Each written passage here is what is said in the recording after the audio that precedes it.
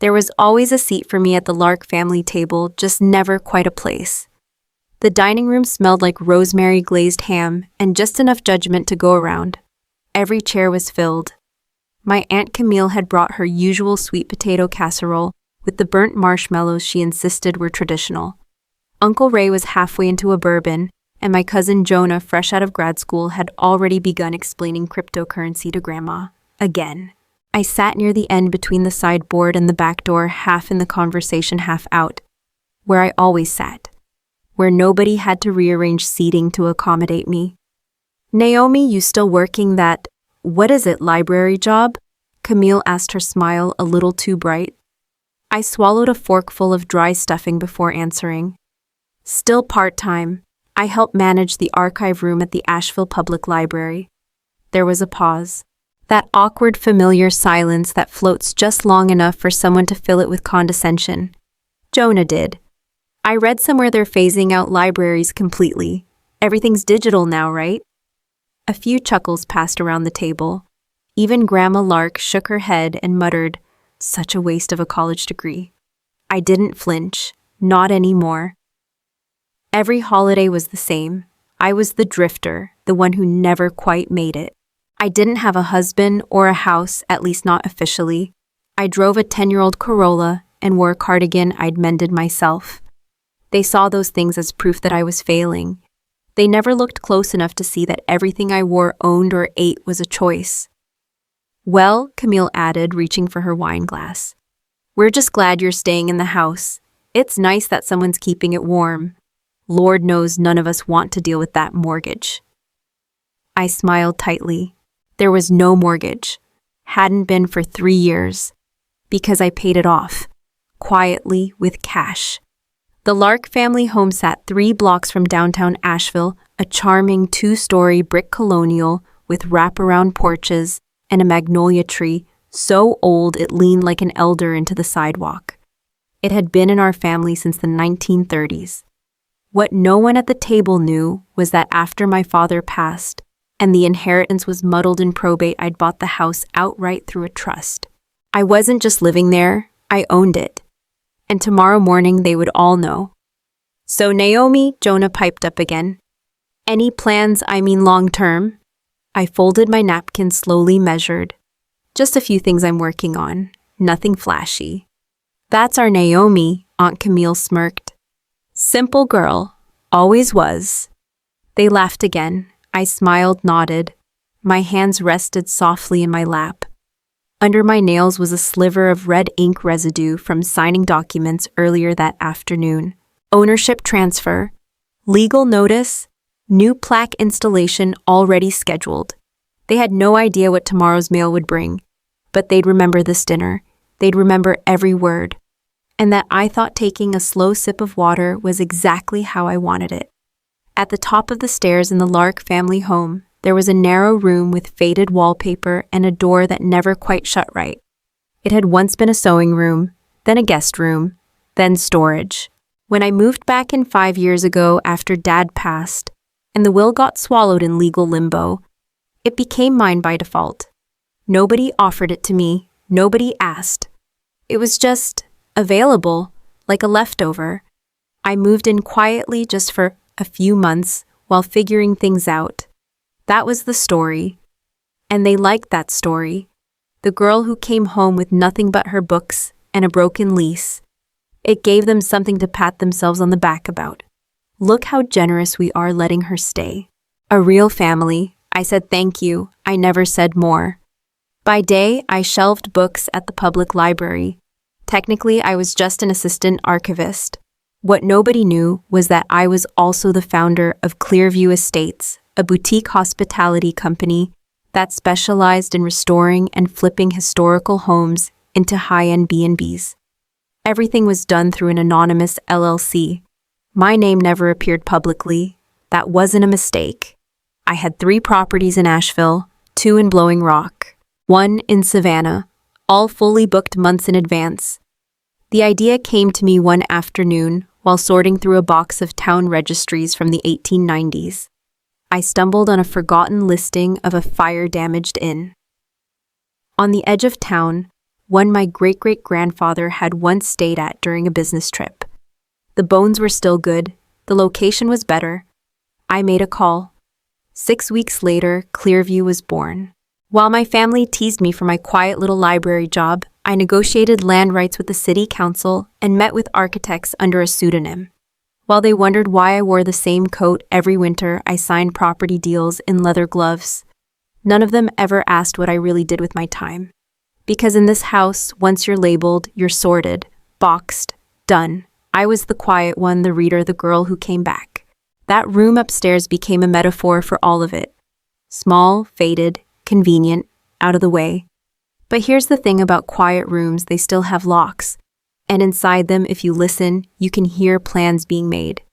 I had every document stored in that room, hidden under the false bottom of an old hope chest. LLC paperwork, deeds, contracts. The updated title for the house, now legally under Clearview Holdings, transferred from probate through a silent buyout when the estate stalled and everyone lost interest. Nobody questioned why taxes stopped arriving, or why the city inspector came by last fall, or why the shutters got replaced without anyone paying, because they never thought to ask. Because the room I lived in didn't have a voice.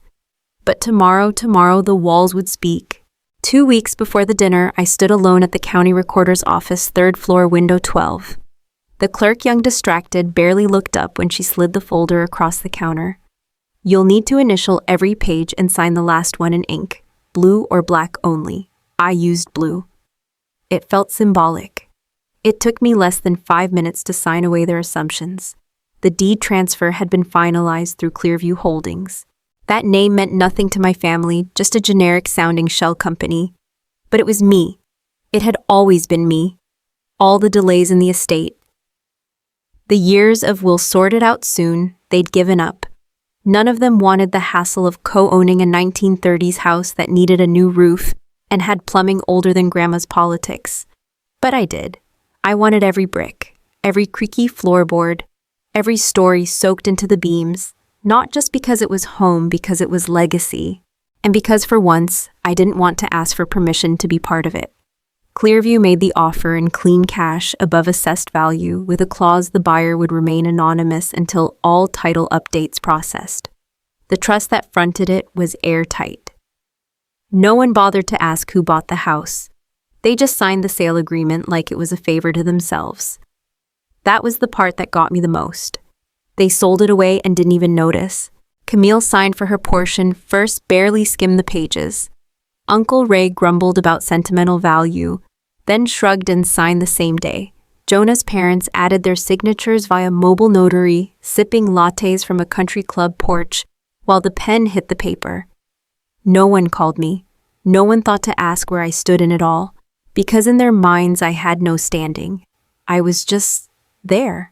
Back at the house, I scanned the final signed copy into a secured drive, saved it under the folder titled Proof. Not because I needed to prove it to myself, but because I knew the moment would come when I'd need to prove it to them. It almost felt too easy. They spent so much time mocking my supposed lack of ambition, they never thought I might be quietly outmaneuvering them. They were so focused on whether my shoes were off-brand that they didn't notice who paid the property tax last spring, or that the insurance policy listed Clearview Holdings as sole beneficiary, and now it was all mine, on paper, in truth. The next step was just logistics. I scheduled the delivery of updated notices through the county office. Overnight mail signature required. They'd arrive first thing Monday, 8 identical envelopes addressed to each adult family member with any legal tie to the property. Inside the updated deed, the new tax statement and a formal letter politely notifying them that residents in the house would now be under renewable lease terms to be discussed. I didn't do it to kick them out. I did it so they'd have to look me in the eye and see what they'd overlooked. My signature, the one they forgot, the one they never thought mattered. But they'd remember it now. Every letter, every loop, every line. The envelope landed with a soft thud on the hallway console, thick cream-colored with a cursive return address, embossed in gold foil, the Asheville Club. Aunt Camille nearly squealed. Oh, how elegant, she said, lifting the envelope like it might bite. This must be from the Langstons. They always host a spring dinner before that ridiculous arts fundraiser. Except it wasn't from the Langstons. It was from me. Inside was a single-card minimalist in design. You are warmly invited to a family dinner at the Asheville Club private dining room Thursday, 7:00 p.m., hosted by Naomi Lark. They read it out loud, then paused. Camille blinked. You're hosting? Uncle Ray frowned. How are you affording that place? Doesn't even have prices on the menu. I smiled from the kitchen doorway. I had a little help, which was true. Clearview Holdings had booked the room. The dinner was catered in advance, paid, tipped, finalized. It was never about the food. It was about the setting, the timing, the symbolism, one night, one table, no distractions. Aunt Camille adjusted her blouse like the invitation required formal wear. Should we bring anything, wine, dessert? Just yourselves, I said. Jonah leaned against the stair rail, arms crossed. This isn't some kind of intervention, is it? I let the silence hang. No, I said finally. It's just dinner. I figured we should enjoy each other while we still can. That made them laugh. That kind of remark sounded like old Naomi. Harmless, invisible, the punchline in her own joke. They all agreed to come. The night arrived with a cool breeze and the scent of spring tulips lining the stone path to the Asheville Club.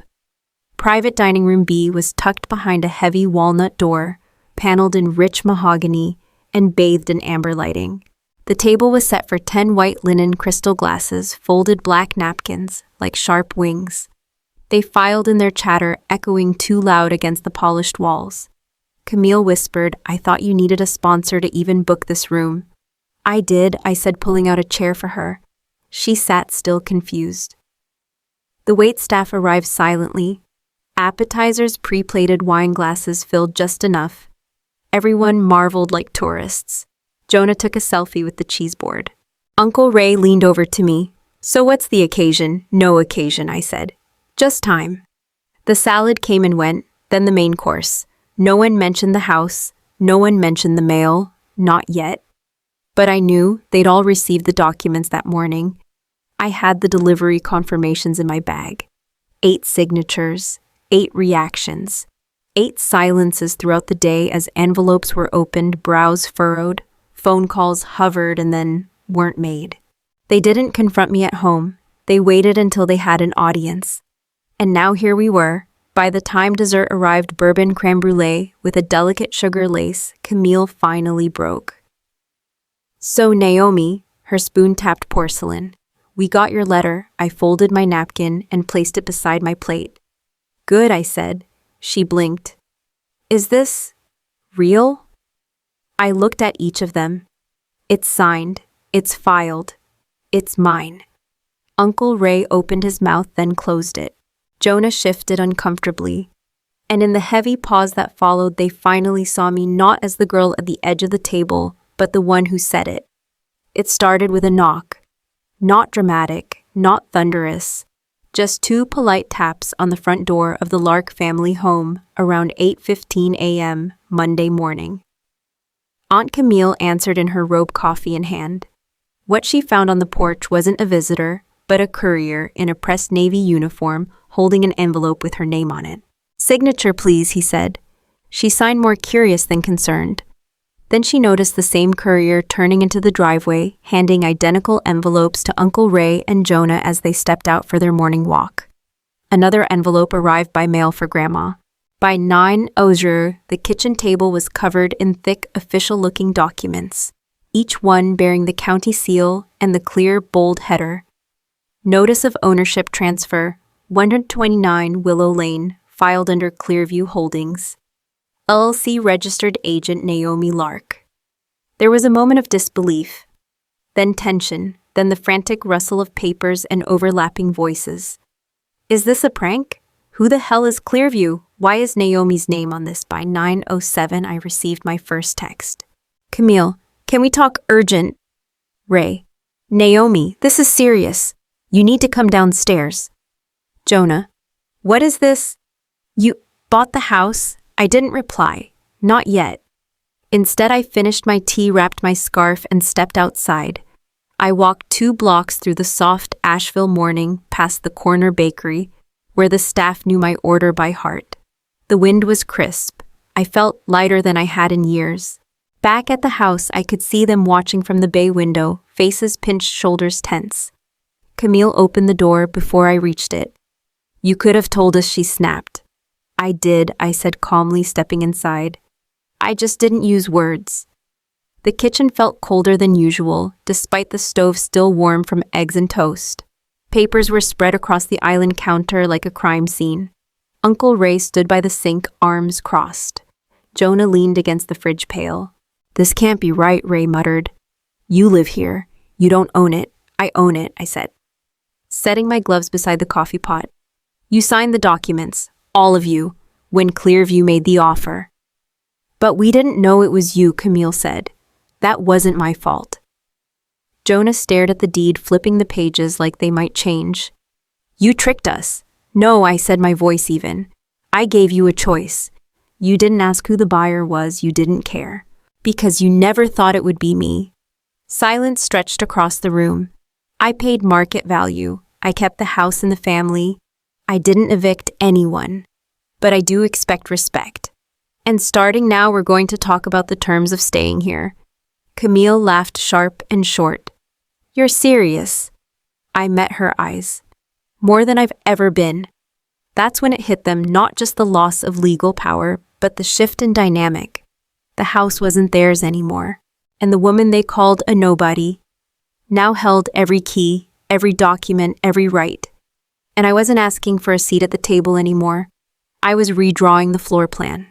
The first formal family meeting happened 3 days after the dinner at the kitchen table under the yellowing glass lamp that still flickered if you leaned on the wrong chair. This time they were all early. No chatter, no teasing, no clatter of coffee cups, just eyes waiting for answers. I laid out the documents neatly like place settings, the lease drafts, the maintenance clauses, the offer to remain conditional on contribution. I'd even included a grace period. 60 days, fairer than most landlords would offer. But I wasn't most landlords. Uncle Ray cleared his throat. "So, what happens if we don't sign?" "You'd need to move," I said calm. "By June." Camille gasped like I'd just canceled Christmas. "You're kicking your own family out," No, I replied. "I'm giving you the choice to stay, but under terms where I'm not treated like the houseplant in the corner." Jonah frowned. "You're doing this for revenge." I met his eyes. "No, I'm doing this for balance." I let the silence sit. Heavy but honest. Then I added, "But if it feels like revenge, maybe ask yourselves why." Across the room, Grandma shifted in her chair. "You've always been smart, Naomi. We didn't see it." "You didn't want to," I said gently. "You had a story that worked for you. I played the role." Camille glanced at the paperwork again. "So what now?" "We sign and pretend you've been a mogul this whole time." "No," I said. "You sign and we start over with new terms. Mutual respect, shared responsibility." Ray looked up. "You mean like rent?" "No," I said. "Not money, presents, repairs, lawn care, groceries, rotating duties, a real agreement, like adults." They were stunned. Not because of the offer, but because I had structure, because they'd always assumed I drifted, because I had no anchor, but I had one. They'd just never bothered to ask where it was tied. Jonah rubbed the back of his neck. "I thought you didn't like conflict." "I don't," I said. "That's why I bought the house legally through a silent trust and filed everything before telling you. I didn't want to fight. I wanted a foundation." Camille ran a finger along the edge of the contract. "And this is your will now," I nodded. "My house, my rules, but they're fair, and they're open," she swallowed. "Can I ask one thing, of course?" Why now? I looked at the table, then back at her. Because for years, I let you all write the story. The version where I was the nobody, the failure, the burden, and now I said, folding my hands together, "I've taken the pen back." Grandma let out a soft chuckle. "Well, seems like you were always the one thinking 2 steps ahead." I smiled. I didn't need to win. I just needed the room to move. And finally, as Ray picked up the pen and Camille nodded quietly, I realized something. It wasn't about rewriting the will on paper. It was about rewriting the roles they'd given me. The house didn't change overnight. The curtains were still uneven in the breakfast nook. The old banister still groaned if you leaned on it just right. Grandma still overcooked the green beans. Jonah still talked too much at dinner, but the air was different. They knocked now before opening my door. They asked before borrowing the car. And Camille, for the first time in years, thanked me when I fixed the flickering hallway light. Not much, just once. But it was enough. Respect doesn't always arrive with a bow. Sometimes it comes quietly, like breath returning after a long silence. One Sunday morning, I came downstairs to find Uncle Ray repainting the porch swing. On his own, no fuss, no request, just doing it. Jonah caught me watching and shrugged. It squeaked. He figured you'd notice. I had. But I hadn't said anything. That night, I lit the porch lanterns and read under the soft buzz of summer moths. Grandma joined me with 2 mugs of tea and didn't say much, just handed me one. Still reading those property law books, she asked. Sometimes, I said. Mostly just for fun now. She nodded, sipped, then said, You remind me of your grandfather. Everyone thought he was slow until they saw the deed with his name on it. I smiled. I think I just like the quiet. She chuckled. You turned it into a weapon. Not a weapon, I thought. A boundary, a claim, a kind of peace no one could take from me again. A month later, I stood at the window and watched a moving truck back into the driveway next door. A young couple stepped out, wide-eyed, nervous, excited. First-time buyers. I remembered that feeling. Of putting your name to something permanent. They waved. I waved back. Inside, the Lark house was humming. Camille had taken up baking. Ray started composting. Jonah was applying for a loan to start his own landscaping business. Turns out he liked dirt more than data. And me, I was still Naomi, still the girl with the cardigans and quiet eyes, still working part-time at the library. Only now, when I walked into a room, no one called me a nobody, because they knew, and more importantly, because I didn't need them to. I opened my planner and checked the day's appointments. A Zoom call with my real estate attorney, a meeting with the preservation board about converting the carriage house into a writer's retreat, a call from a potential investor, all under Clearview Holdings, still silent, still mine. I didn't need applause, I didn't need headlines. I had keys. I had signatures, I had walls that listened when I spoke. And most of all, I had peace, the kind you build quietly, then invite the world into on your terms.